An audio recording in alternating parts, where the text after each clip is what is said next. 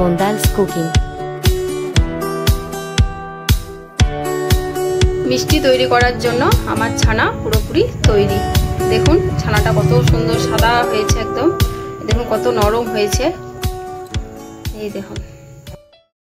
আসসালামু আলাইকুম, মন্ডলস কুকিংয়ে আরও একটা নতুন রেসিপি নিয়ে এসেছি আপনাদের সঙ্গে। তো আজকে আমি কোনো রান্নার রেসিপি আপনাদের সঙ্গে শেয়ার করব না, আজকে আমি দুধ থেকে কিভাবে পারফেক্টভাবে ছানা তৈরি করা হয় সেই রেসিপিটাই শেয়ার করব। তো এখানে আমি 1 লিটার ফুল ক্রিমওয়ালা দুধ নিয়েছি। এখানে আমি গরুর দুধ নিয়েছি। তো দুধটাকে আমি হাই ফ্লেমে ভালোভাবে ফুটিয়ে নেব। তো প্রথমে আমি ওভেনটা জ্বালিয়ে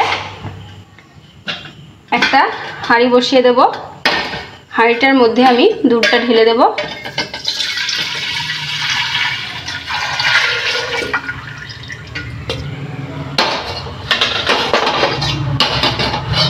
তারপর আমি ভালোভাবে এটাকে ফুটিয়ে নেব। তো এরকমভাবে নাড়া দিতে থাকতে হবে যাতে দুধের ওপর কোনো সর না পড়ে। সর পড়লে কিন্তু ছানাটা ভালো হবে না, সরটা ফেলতে দিলে হবে না। তাই এরকমভাবে ঘন ঘন নেড়ে দিতে হবে। দুধ ছানাটা কাটার জন্য এখানে একটা লেবু নিয়েছি। তো লেবুটাকে আমি ভালোভাবে কেটে রসটা বার করে নেব। কিছুক্ষণ নেড়ে চেড়ে দেখুন আমার দুধটা ফুটে গেছে, এই দেখুন। তো এটা ঘন করার কোনো প্রয়োজন নেই, এটা গরুর দুধ, আমার কোনো রকম পানি দেওয়া নেই দুধটাতে। তো এবার আমি এটাকে হাই থেকে লো করে দেব আঁচটাকে। তারপর যে আমি লেবুর রস নিয়েছিলাম সেই লেবুর রসটা একটু একটু করে দেব, নাড়াচাড়া দিতে থাকবো।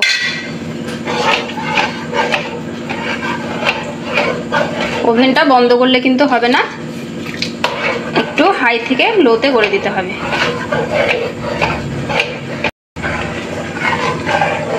তো দেখুন কত সুন্দর ছানাটা কেটে গেল, এই দেখুন একদম সঙ্গে সঙ্গে ছানা কেটে গেছে। এবার আমি এটা গ্যাসটা বন্ধ করে দেবো। এটা বেশিক্ষণ ওভেনে থাকা যাবে না, নাহলে এই ছানাগুলো শক্ত হয়ে যাবে। এবার আমি এটা সঙ্গে সঙ্গে একটা ছাঁকনিতে ছেঁকে নেব। তো ছানাটা আমি এবার ছেঁকে নেব। এখানে আমি একটা সাদা কাপড় নিয়েছি সুতির। তো এটার মধ্যে আমি আস্তে আস্তে ঢেলে দেব।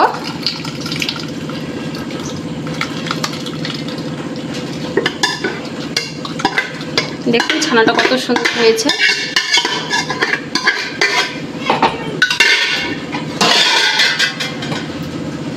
এবার আমি এটা একটু ঝরিয়ে নেব।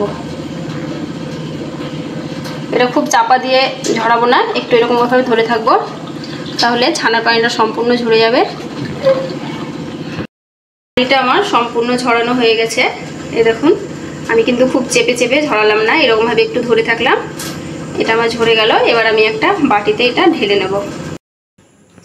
ছানাটা আমি একটা বাটিতে ঢেলে নিয়েছি। এই দেখুন ছানাটার কালারটা কত সুন্দর এসছে, একদম সাদা ফটফটে, আর কতটা নরম হয়েছে দেখুন।